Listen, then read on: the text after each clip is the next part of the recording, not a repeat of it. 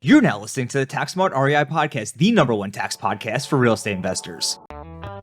Hey, thanks for tuning into this week's episode of the Tax Smart REI podcast. This week, Ryan and I are joined with tax expert Nathan Sosa to discuss the essential do's and don'ts of S corporations for real estate investors, including what are S corporations, why you shouldn't put rentals in S corporations, when S corporations do make sense for real estate investors, establishing a reasonable salary for your S corporation, and the Bramblett Structure that can help real estate flippers and developers minimize taxes on the sale of their properties, and much more. We're going to dive into all of this in just 1 minute. Hey, are you ready to discover how to use real estate to build tax-free wealth? Well, this year we're taking our annual summit to the next level by incorporating wealth building strategies alongside our traditional tax and legal insights. Thus, we proudly introduced the 2024 Tax, Legal, and Wealth Summit for real estate investors taking place May 17th, 18th, and 19th, right from the comfort of your own home. This extraordinary free 3-day virtual event is meticulously designed to arm you with the strategies the 1% use to cultivate tax-free wealth through real estate. Whether you want to build, safeguard, or grow your wealth,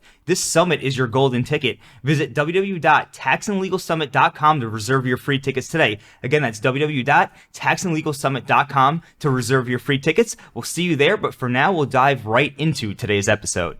Hey everyone, thanks for tuning in. Again, we're back here and we're with Nathan Sosa, tax expert, S-Corp expert, among a lot of other things. We're going to be diving into S corporations today. Nathan, would you be able to give our audience a brief introduction to you and your background, how you got here today? Yeah, absolutely. Yeah. Thanks, Tom.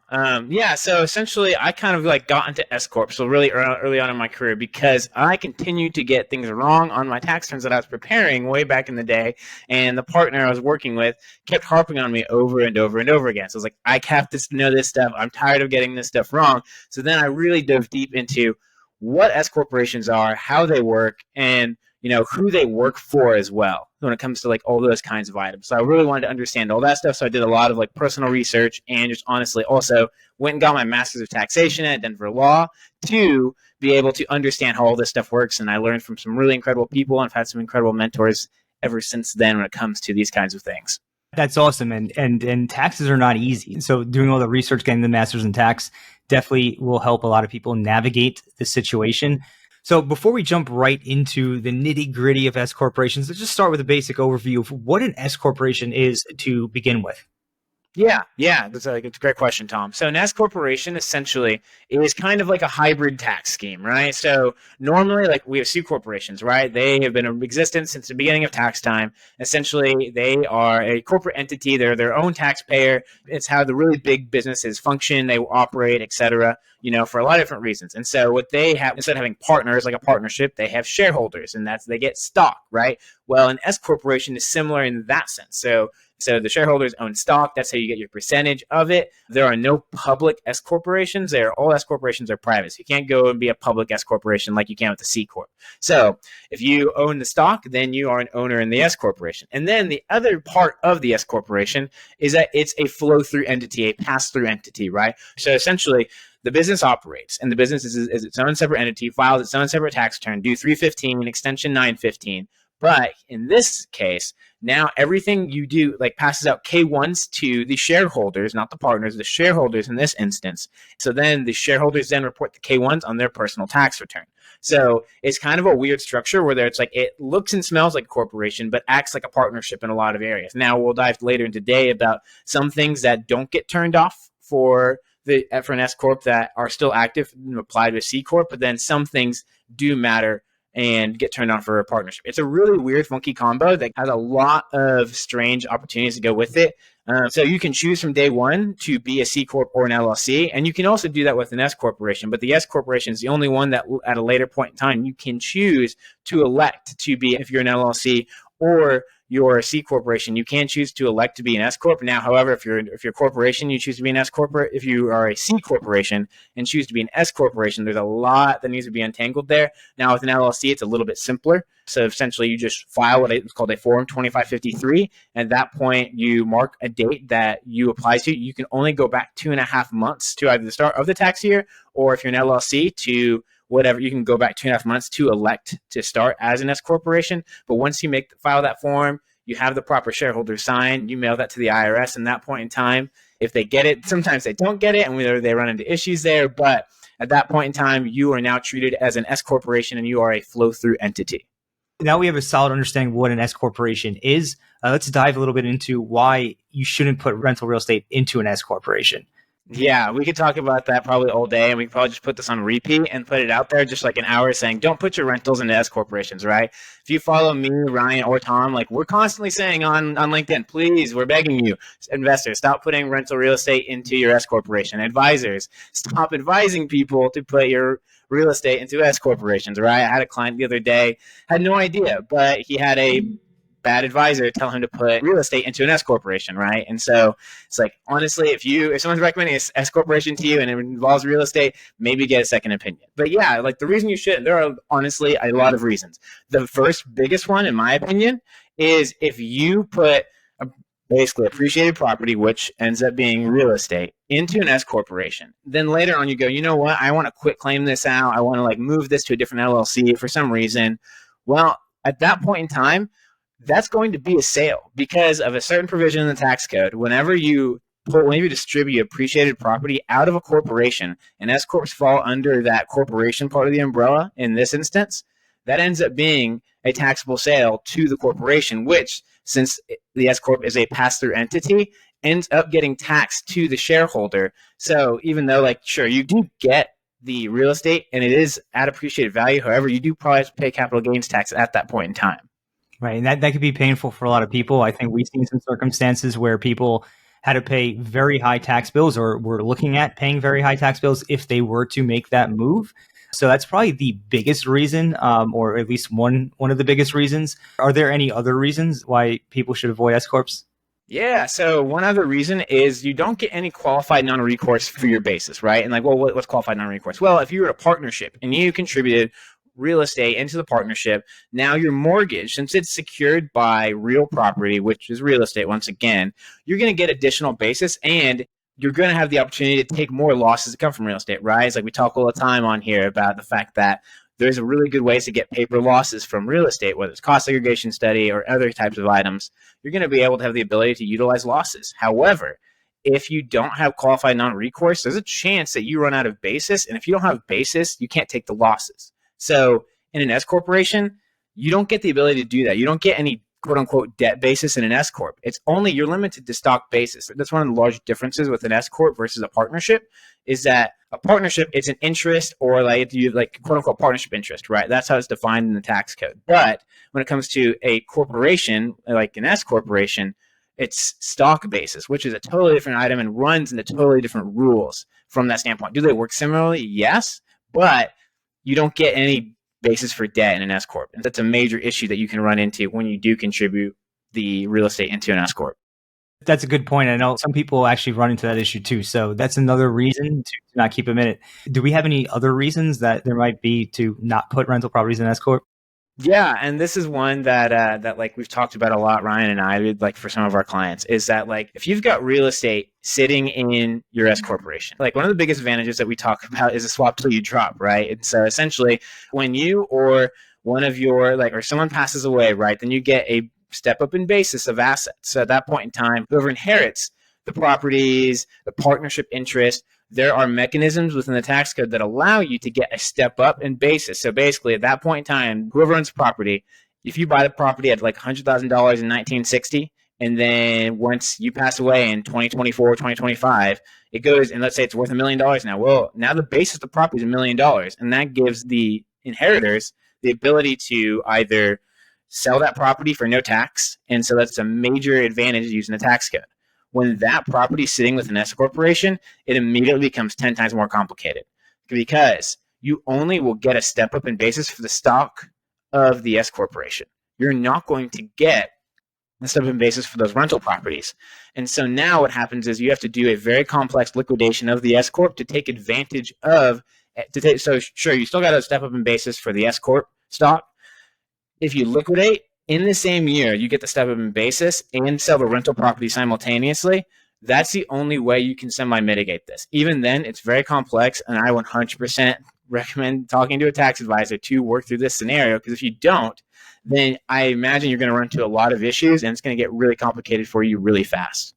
Yeah, and the key thing there that Nathan said is that it has to be in the same tax year, right? Like the winding down of the S Corp, right? If you are going to have, these sales of real estate, and again, in an S Corp, the quote unquote sale, right? The taxable trigger to you, the event is either outright selling a property, or if you even just distribute it out, right? That was one of the very first things that we talked about. You just distribute out a property out of an S Corp to you, that's still a taxable event, right? So you might have this step up in basis because maybe your parents had all these properties in an S Corp. Great. The assets within the S Corp are not going to change. And like Nathan said, you've got the step up in the stock basis. Well, if you're going to sell the properties, which are going to have a huge gain potentially, okay, you also in the same year have to sell and dispose of all the S Corp stocks. So you basically have to align all of this, and it just can become cumbersome or not what you want to do, right? It's just a lot, and depending on the number of properties and things like that, like Nathan's saying, like it just could become cumbersome, and it's just yet an additional step and an additional kind of considerations that we need to think through. And then what if you want to pass along those to your kids? Right? Maybe you're the one who's right now, you've got kids. What if you want to pass those along, right? It just becomes more complex. And now you're pushing down this whole like, hey, now your kids have to time this and so forth. So just a lot of complexities there that we don't want to run into with S Corps. There might be some practical limitations to that as well. I mean, if you have an S corporation with a substantial amount of properties in it, like a large number of properties, you might not be able to sell everything in one year. I mean, we know that selling property isn't always easy. And depending on the market that we're in at that time, it may be very challenging to actually do that and do it at favorable prices to you. You might have to take a haircut, like a fire sale almost, to get it out. I'm not saying that is going to happen, but it could happen. And we don't know what's going to happen decades down the road, let alone sometimes even this year. But it's just another consideration. And I know we're talking a lot about the kind of why not to put rental properties, and we're going to get into when it does make sense to use an S corporation for real estate in general. But before we move on to that, any other reasons that investors may need to be aware of before we move on? Yeah, I definitely think there is another important one to talk about. So we were talking about like not getting debt basis before. Well, there is in a S corporation, there's like, once again, so we have like stock basis, right? So going to that stock basis, it makes it very difficult for us to take some of the losses that we might utilize on a cost segregation study, or we might use for just like regular depreciation, right? So like that's like we mentioned before, paper losses from real estate.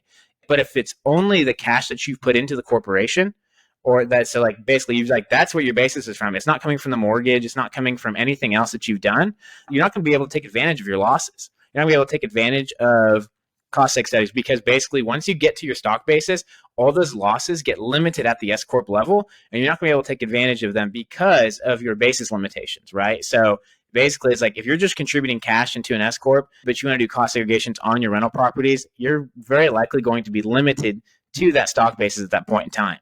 Now, it's because S corporations are flow-through entities. And so because of the flow-through piece to them, they're going to be stuck at the basis. And then once you try and claim that on your tax return, then it's just going to be limited at that point in time because you have no basis. So if you put in $100 today, and then you take, let's say like, $100 operating costs, but then you also have depreciation flowing through. Well, you're not going to be able to take advantage of any of that depreciation that normally, that if you held this in a disregarded entity, like a single member LLC or in a partnership, you totally get to take advantage of those items. But in this case, you're not going to, because of the limitations that come from stock in an S Corp.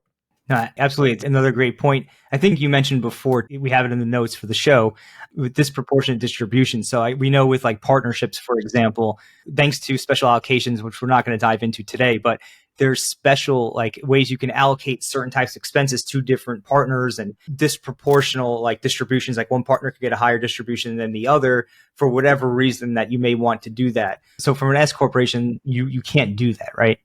Let's say you have two shareholders, right? And you both are like, you know what, we're going to own these properties together. We're going to be best friends forever. And as we all know, is like eventually like something happens between partners, right? And so at that point in time, someone goes, look, I did all the work for these properties. I want them out. I just want to own them personally. So like now you try to distribute the properties to yourself for some reason, because like you don't want to share them with the partner or some other reason, right? Well, let's say the property is worth $100,000. You can't just give one distribution to one partner. They both are going to have $100,000 distribution. So basically the corporation is going to have to find a way to distribute $200,000 at that point in time. So like not even thinking about like the sale issues that we had before, is just now is that like we can't just distribute to one partner $100,000. It's going to have to be split somehow. So if they're going to get the property, the other partner is going to have to also get a property or cash or something from that standpoint that's in the S corporation, right? So normally a partnership, we can make distributions per operating agreements, and they can be a little bit wonky at times versus an S corp. It always has to be whatever ownership percentages say. If it's 30% one owner, 70% the other owner, that's the way all distributions have to run from that point on. Now, if it's like a lot of times we see 50-50, that's why I brought up the 100,000, but whatever the ownership percentage is, we have to follow that to the law. If not, we break our S corporation, and when you break an S corporation, it becomes a C corporation, which is even worse than an S corp, in my opinion. Yeah, C corporations could be a nightmare, and you should definitely not put rental properties in a C corporation either, at least in this context we're talking about here today.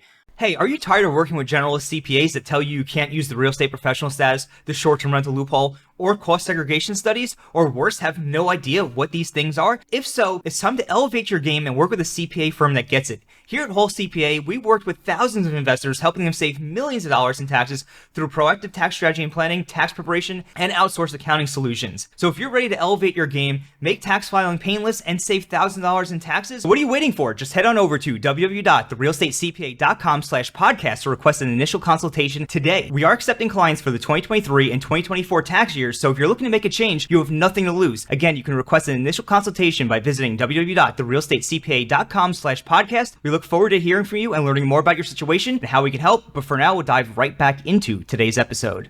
Moving on to when investors should consider using an S corporation. Under what situations would it make sense for an investor to use an S corp? That's a great question. When should real estate investors use an S corporation? And a lot of times it's going to be when you are a agent / broker, and we've gone into this many times, check with your state first, right? New York, New Jersey can be very not favorable when it comes to S corp elections. And then also it's okay, if you're a wholesaler, a flipper, construction, essentially if you're going to be in some kind of service industry, that's at that point in time where you are the asset or your workers are the assets. At that point in time, I would say, hey, an S corporation could be helpful for you, right? And I don't think we've discussed why S corporations would be beneficial, right? So there's a very important business influencer out there by the name of Cody Sanchez, and she's been talking a lot recently about S corporations and been talking about the tax savings you can get from them. She's not wrong, right? She's got some diagrams, and there are some people out there who are saying, well, you're not including all the facts, but if you are in a service business, there's definitely opportunity for you to use an S corporation to help you save on taxes. Now, what kind of taxes that help you save on? S corporation earnings are not subject to self-employment tax. So that means that there's a 15% tax that people are subject to if they are running some kind of business on their own, right? If they are a consultant, if they're sole proprietor, and you have earned income, you're going to be subject to self-employment tax at a 15% rate. Essentially what that is, that's our Social Security and our Medicare tax. It's FICA is equal Social Security, and that's basically a 12% tax essentially, and then Medicare is essentially a 3% tax. So it basically gets us to that 15%. I'm rounding numbers, just FYI, but it basically gets us there. Now, S corporation earnings are not subject to that tax, but there is, again, a caveat in there that we'll talk about more in a little bit. When you are an S corporation owner and you're providing significant services to your S corporation, you need to pay yourself what's called a reasonable compensation. So that means that not all of those earnings are going to be technically free from self-employment tax, because you'll have to pay yourself a W-2 wage and pay yourself a salary from your S corporation to yourself as its owner. So you mean you can't just have an S corporation and take everything out as distributions and pay no self-employment tax? I would highly recommend against doing something like that. There's lots of guidance from the IRS and also from tax court cases that say very much differently. Actually, there is a tax court case called McClary that actually was a real estate broker who was a president. He ran everything by himself, and he tried making the argument that he did not have to do reasonable compensation for himself, and he had an agreement written up. He didn't execute the agreement, and also the agreement was way lower than what the IRS and the tax court both determined to be what reasonable compensation was. We can dive more into that, but that's an example of someone and he took all distributions but no salary, right? So definitely not something that we recommend. It's something that the IRS and tax court will not agree with, or a good advisor. Yeah. And something to point out is that everything as far as the type of industry or the type of work, being an agent, being a wholesaler, flipper, construction, consulting, all of that profit, all of that income is subject to FICA, self-employment tax, whatever you want to call it, that 15.3% tax. But the distinguishing fact for rental properties is that rental properties are not subject to self-employment tax, right? So that's a big distinction too, because some people are going to hear this and like, oh, great, I can get savings on FICA tax from rental properties. Well, no, they weren't subject to it in the first place. So that's yet another reason why the S-Corp for rental properties doesn't make sense, but it can for these other businesses that are subject to that. And so that's, in my opinion, that's why this is even of consideration and value, is really just that FICA tax savings. And I'm sure as we keep going, we'll talk about other things that, you've got additional costs administratively, you've got to file additional tax returns. We might get into that in more detail, but it's not just as simple as, right? Nathan, you kind of mentioned Cody Sanchez's, diagrams and things and pictures. It's really focused on the FICA tax savings, but we have to look at the other side of the coin, which is the administrative costs that go along with that. It's not just one size fits all. You've got this type of business, great, go do an S-Corp. You need to talk to an advisor. Reasonable salary is super critical. Can we drill down into that a little bit of what that looks like for people? Like, how do you even know it's reasonable in these cases? It's a fantastic question. And actually, we've actually gotten guidance on how we should look through that and walk through it, right? So in a case called Watson v. Commissioner, it's actually a CPA owner, I believe. If not, we might need to cut that, but I'm pretty 98% sure it's a CPA. It was a CPA who actually did this. And so there were three factors that the court walked through. They basically were like, what is the health of the business? Then common sense and salary comparison to similar firms or industries, right? So the health of the business, right? So how's business doing? How productive is it? Where is it at in the market, right? Well, if your business is doing 4 times what everybody else is doing in the market area, like in this case, then you probably need to have a larger salary to yourself, right? There's not going to be a way you can say, oh, if your business is making money, not losing money, then you're not going to have a very good case to say, oh, I don't have to find out what reasonable compensation is. So then common sense, right? So what exactly is going to be the salary here? And so basically it's you look at the market around you and you decide, okay, how many hours am I putting in a week, right? Am I putting in 40 hours a week? Okay, what would someone in my circumstance, level, years of experience, et cetera, what would they be making if I wasn't the owner of this business, right? Or if I was, what would I be doing?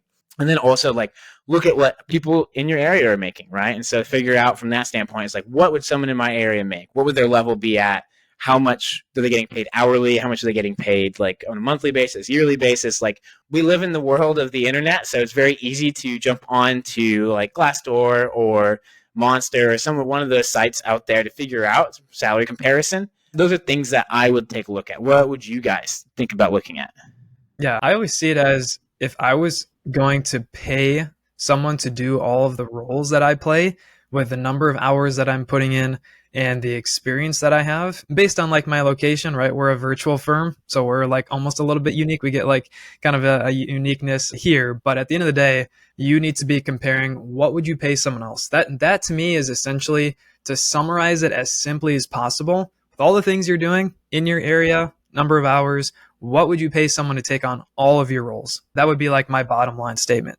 Yeah, no, absolutely. I know in my experience doing reasonable salary calculations, we have I guess you could say, proprietary system that we use where we use BLS data, so the Bureau of Labor Statistics in some cases, to determine and do a weighted average, so to speak, on the different roles you're playing, the amount that would normally be compensated for those types of roles, and the location you're in, and things of that, and other factors around that that give us a pretty clear argument to make on why the salary that's ultimately chosen is a reasonable salary. That's how I've done it in the past.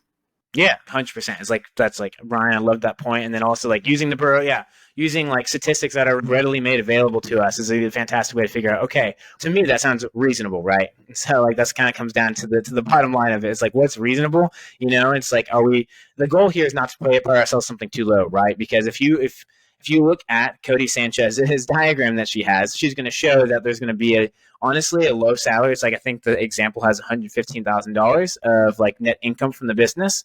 And so, the person hasn't paying themselves $40,000. Well, is that reasonable? Would a broker in that area actually be paid a $40,000 salary? Who knows, right? It's very obviously very nuanced because there's no actual examples or fact patterns. But that's the thing, that when it comes to these kinds of areas of tax, it's what are our facts? What are our circumstances? How are we making these determinations? And then taking a look at all those things to then determine our answer, which is why having a tax advisor, especially when it comes to an S corporation, is very crucial and key. Yeah, and I would also just add, if you're listening to this and you have an S-Corp and you're working with your CPA, your tax preparer, you might hear this kind of 50% rule thrown around there. I'm laughing because like that's almost like an industry standard, almost like, yeah, that's okay. Not that I'm saying that's okay for you to use, but it's almost become within the CPA tax community as something where it's like, hey, as long as you're doing at least 50% of your profit, that's fine. I think there's issues to that because there's no scientific way, there's no logical way other than to say, oh, I made less 50%, right? Or I made more, it's 50% of that. It's a lot less considered there. And I think we just need to be careful. If you're hearing that, oh, my advisor always says 50% of my profit, you just need to be careful and think another step or two to think through, does that actually make sense based on the other things that we've already discussed? So just be careful. Bottom line, if you're just hearing 50% of profit, you need to think more than that. Couldn't agree more, Ryan. Absolutely. Moving right along, you definitely need a reasonable salary if you are heavily involved in the business. And again, if you don't know how to calculate one yourself or you're unsure, we are taking on clients. So you can go visit www.therealestatecpa.com/podcast and request an initial consultation today. And we'd be happy to learn more about your situation, see how we can help. Nathan, maybe you could just give us a little bit about like other kind of relevant aspects of S-Corps. We've talked about kind of the positive of FICA tax savings, but talk to us a little bit more about other things that people should be aware of as far as costs. And I know I mentioned them a few minutes ago, but just kind of walk us through a little bit of that as well.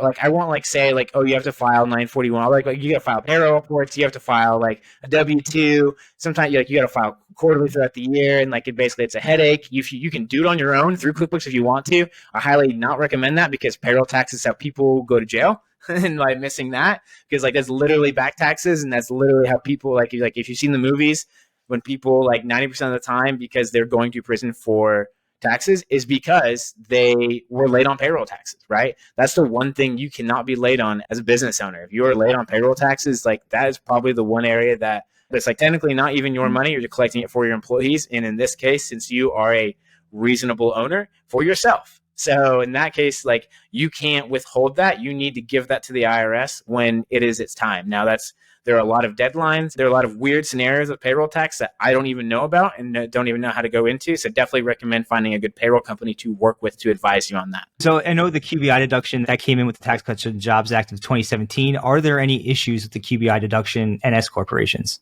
Yeah, there can be, right? So like Ryan was talking earlier, if you just like roll with like 50% of my net income is going to be my reasonable salary, right? Well, there are a lot, like when it comes to qualified business income deduction, there are a lot of calculations if you are over a certain threshold, right? And so like there come to limitations. Basically, what happens is your W-2 ends up really factoring into your QBI calculation. And so if you're paying yourself a super low salary, then you're not going to get to take advantage of that. And vice versa. Also, it's like if you choose to be an S-Corp, right? So think about the QBI deduction as kind of a way to help mitigate that self-employment tax for the people who are not S-corporations out there.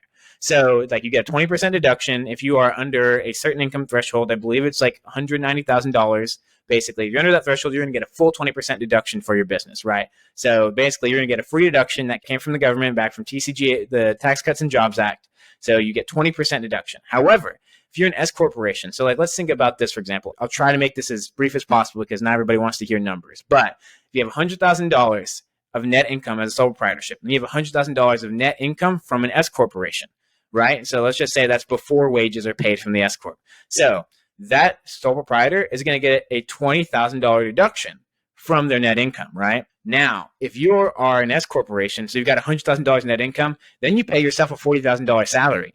Now your net income is at $60,000. Those W-2 wages that you're still going to get taxed on your 1040, those are not eligible for QBI, right? So like I said before, is that like there is a complex calculation, but in this scenario, you're not going to get to take advantage of that $40,000 W-2 wages. So now you have a $60,000 net income threshold, and so now you're going to be taxed at 20% at that $60,000.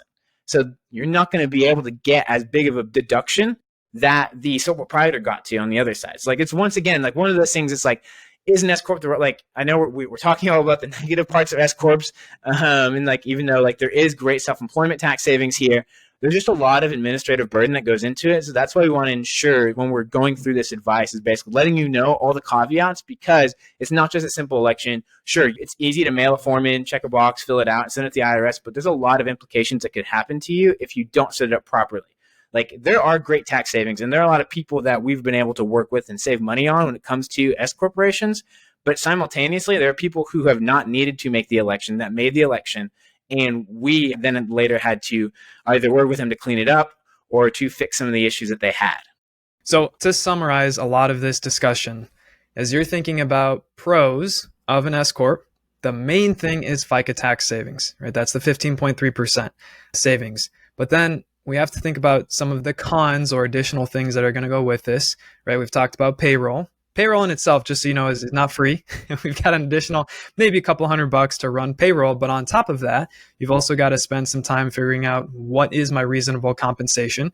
Then we've got things like our own tax return, right? The own S-Corp tax return, especially if you're just a single member LLC, you just include something on your individual tax return as Schedule C, compared to now if you're an S-Corp, now we've got an additional tax return. And depending on costs for your tax preparer, you might have additional costs there. And then we just talked about, right, we've got to talk about qualified business income deduction. So it's not as easy as just FICA tax savings. It's not as easy as just figuring out some of these additional costs. It's also then considering the almost a balance of what's the ideal wages versus taking that qualified business income deduction. So there's a lot going on. And the last thing I would just say here is that unless this gets extended, the qualified business income deduction is phasing out after December 31st, 2025. So we'll see, right? We have on our podcast talked a lot about potential tax bills coming due, and who knows what might happen if that gets extended. But that could be yet another complexity of, oh, maybe this doesn't make sense in 2025, but maybe it does in 2026 or whatever, right? Depending on how that goes. So just be careful, think through that. Don't just think through the whole 50% S-Corp, yes or no. There's a lot to consider is my point. No, absolutely. Absolutely. And one more thing we've talked about is super important. We've not talked about this here ever on the show. So it's super exciting to have Nathan on, who's an expert or knows a lot about this subject. So would we be able to jump into the Bramblett structure and what that does for investors and why investors should maybe take a look into that? Yeah, Bramblett is a very interesting case, and honestly has created a slew of interesting tax cases from over time, right? So essentially what happened was Bramblett back in 1992 created a separate partnership, right? They believe it was 4 or 5 partners that ended up investing into ended up buying some slices of land. And so at that point in time, they then took the slices of land, they purchased the land in a partnership. And these individuals were in real estate from whatever stance, right? So like they individually had their own things going on, but then together these 5 or 6 guys invested in this partnership, bought land. Then what they then did is they did plan to start developing this land at some point in time. So what they then did is they sold the land to an S corporation. And so why did they specifically choose an S corporation? Well, there's this code section called 1239, right? So there's actually 2 code sections here that are very relevant. It's code section 1239 and 707B. I'll start with 1239. So when it comes to 1239, whenever you sell depreciable property to a related party, which in this case, it was the same ownership for the S-Corp that it was the partnership. But normally that gets flipped to be ordinary income at that point in time if the property is depreciable. Now, if you sell land is not depreciable, as we tell people all the time, even though we still see it. There's a tax court case yesterday where someone depreciated land. But basically, you can't depreciate land. So therefore, that means when they sold the land to the S corporation, they got a fair market value assessor. And so they basically found what the price would be if they sold it to a third party, sold it to the S corp, got the stepped up basis, then began to develop the land and then sell it off, right? And so they sold off the land as they were developing it into townhomes, into condominiums, houses, residential property, etc. So as they were doing that, they were able to sell it off. And once again, like we were talking about before, they were able to save on the ordinary income and so still tax ordinary income rates, right? But they're able to save on the self-employment tax, and to get the step up in basis because they purchased the land at such lower values. They were able to take advantage of a much higher basis for when they sold the land as inventory within the S-Corp. And so back to 707 as well, I didn't bring that up. If you do it as a partnership and you sell it to related parties, same issue, right? It's going to be reclassified as ordinary income is what you run into that from that standpoint. But this transaction is called a land banking transaction, right? And so I'm not an attorney. If you talk to any tax attorney, it's probably one of their favorite strategies to talk about. But essentially, if you, and there's like a lot of caveats here, like I mentioned facts and circumstances earlier, but there's a lot of tests. There's a list of factors we have to run through called the Winthrop factors. There's 7 of them, but essentially you need to run through those and run through them with an experienced tax advisor to see if we can make sure that we've got basis for this if it happens in the future. So I don't know, like any questions you guys have about that or anything there? No, but just to kind of summarize where we are so far with this, the Bramblett structure, basically what it allows you to do is if you have land that had appreciated over a period of time, if you were just to develop that land, right, it could be considered ordinary income if you go and sell it because now it's under development, unlike a rental property, right? If you sell it, like if it's determined that basically you developed it for resale rather than investment purposes. Right. But what the Bramblett structure allows you to do is sell the land to an S corporation. And basically, you lock that in at the capital gains tax rate, more or less. And then when you develop that land and you later sell it, you'll only be subject to the ordinary income tax on that appreciation from the point in time when you sold the land to the S corporation to the point where when you sell it, ultimately, the property to the third party, which could be significant depending on the extent to which you develop that land. 100%. Yep. So the main value is when you have land and then you sell it to an S-Corp and it's got a lot of appreciation on that land. Correct? Is that fair? Correct. Okay. Yep. All right. One thing I do want to mention with this kind of structure is that currently it comes down to, are you a real estate dealer or are you an investor in this scenario, right? Because there's times that you can be seen as an investor and there are times that you can be seen as a dealer. But right now, the IRS is whipsawing a lot of taxpayers. So basically, like in this scenario, we're trying to say, hey, you have capital gain. Well, the IRS, every time this has come up so far, they're trying to say, no, this is ordinary income.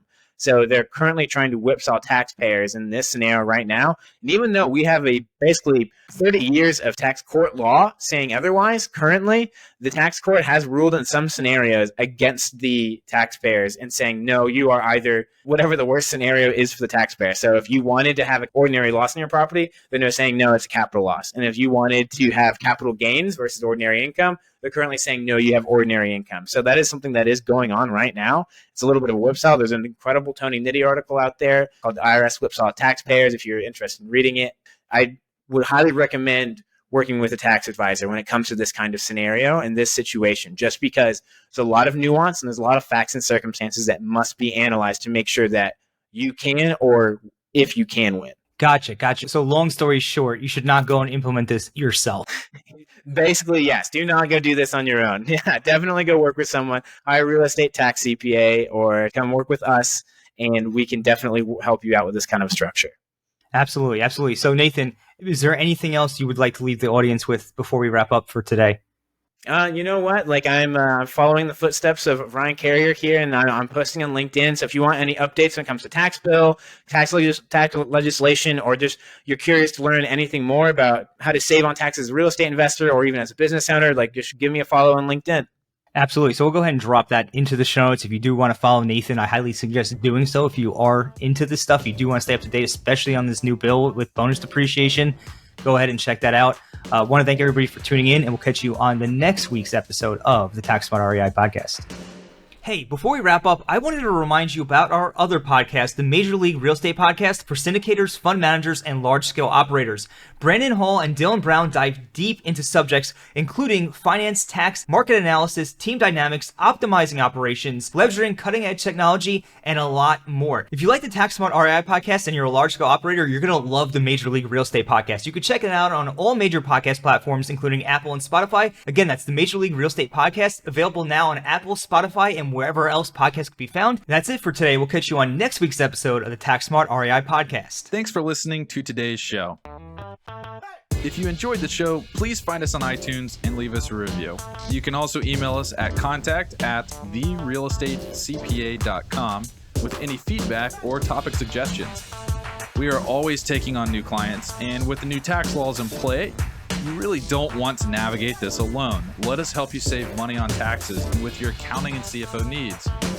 To become a client, navigate to our client page at therealestatecpa.com and fill out a web form with as much detail about your situation as possible. Thanks so much for listening. Have a great rest of your week.